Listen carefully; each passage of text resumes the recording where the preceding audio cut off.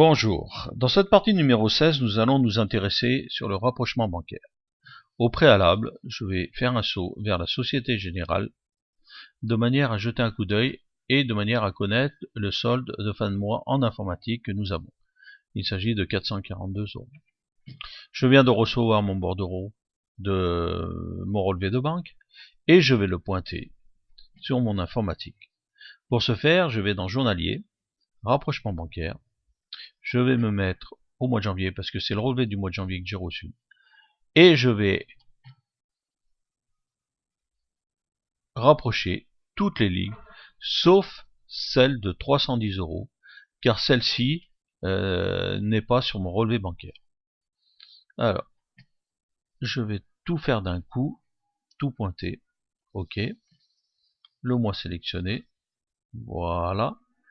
Et je vais dérapprocher, entre guillemets, que le montant de 310 € en faisant un double clic dessus.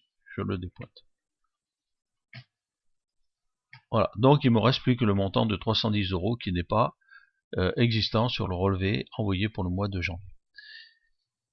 Au début, en fin de mois, j'avais 442 € au mois de janvier, plus moins les 310 € qui ne sont pas rapprochés. Sur mon état, sur mon relevé bancaire reçu, il doit me rester 132 €.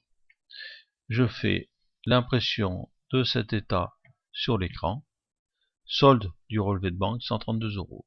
Si ce montant est juste, c'est que votre rapprochement est terminé. Petite astuce, on a un code de lettrage lorsqu'on souhaite rapprocher une écriture. Le code de lettrage vous permet d'identifier un enregistrement sur le relevé beaucoup plus facilement.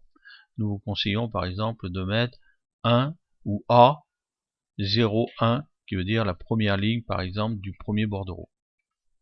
Voilà, on en a terminé avec le rapprochement bancaire. Je vous souhaite bonne continuation et à bientôt si vous le voulez bien.